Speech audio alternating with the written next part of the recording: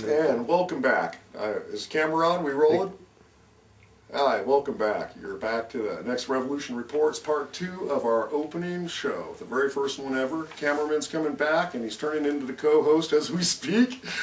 Yeah, Jason Amati, woo, in the house. Multifaceted motherfucker here. I'm going to try to stop cursing so much. Or whatever time it is. Yeah, it's like it's 3:15 Pacific Coast time, in the middle of the summertime, Berkeley, California. We left off. Yeah, what are we doing here?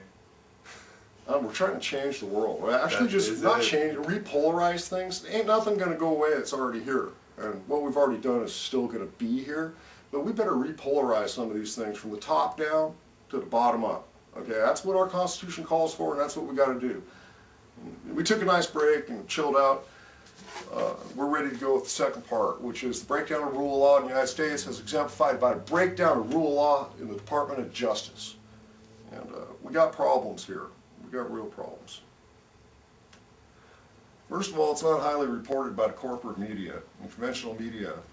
Although they've reported on it, they haven't put together a picture to show you the house of corruption that's on fire that we're currently running around living in. So we're going to try to fill you in on a lot of pertinent facts that have happened in the last 5 years or so. Now, law is rigged. Essentially, I'm going to give you the end first. Law is rigged. Okay, the Department is rigged? Yeah, the law is crooked. It's just not working right. Okay, now, none of this is going to be anything new to any of you who know what's going on. And we got the classic rigging, and that's stealing for money. Bribery, you bribe the politician, like we got the Democrat and Republican Party, which basically operate off corporate funding. They divide us up. You got Democrats represent gay rights, anti-guns, pro-abortion, where the Republicans represent the evangelical side, which is anti-all that. Okay? But they all take money from the same people, and they all give them back the fucking money, and they all operate in the same system of bribery. So, we get divided up on the social issues. Our rights are raffled off, auctioned off, while they steal money independent of which side wins. Okay, so I don't know if you were aware of this crooked game. Now that's just breaking out our democracy to steal our money.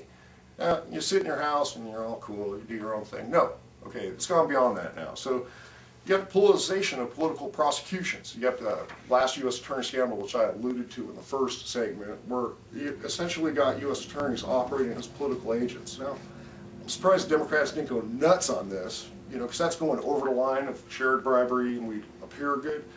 And Democrats just totally wimped out on this one, and they were the victim of political prosecutions. Now, that's domestic still, going beyond the can, but it's keeping it in their own kennel. The politicians eating each other or something. They'll kill each other to represent the corporate master. Okay, but things have gone over the top recently with the torture rulings and the spying rulings. Okay, the Department of Justice, Office of Professional Responsibility, put out the Bybee memo, which essentially says they can torture anybody they want and spy on anybody they want. And they got all these secret memos they wrote to support the president's power. Now, all that happened after Al Booger Gonzalez got into the AG. AG became the AG, and we just, our rights collapsed right in front of us. So I'm going to go down, break this down, and basically what happened. And John Ashcroft was the Attorney General. He had gone along with the domestic spying. They passed the Patriot Act, which allowed the FBI to warrantlessly wiretap you, to sneak and peek, search your house without a warrant. National security letters, opening up all of your effects to government scrutiny. Now, Ashcroft and Mueller, head of the FBI, went along with this. Ashcroft came down with pancreatitis, goes to the hospital. Well, this time, the NSA had instituted and actually set up a complete domestic spying program in the United States. I refer to it extensively from numerous sources on committeefordemocracy.org. You can find the whole background there. But they got this motherfucker up and running, okay? So they want to run it in a country with the NSA. This is patently illegal, with no warrants. They're actually testing it out and operating it. Ashcroft balks. Ashcroft won't fucking go for it. Everybody freaks out. The Department of Justice basically catches on fire. People are jumping off ship. Now, prior to that, as Ashcroft was taking part in gutting the Civil Rights Department, they were having kind of a hard time internally because politicization was creeping up, even though Ashcroft stopped at the last point. He's by no means an angel. So you got Ashcroft sick in the hospital. You got the White House really screaming. They want this full warrantless wiretap power.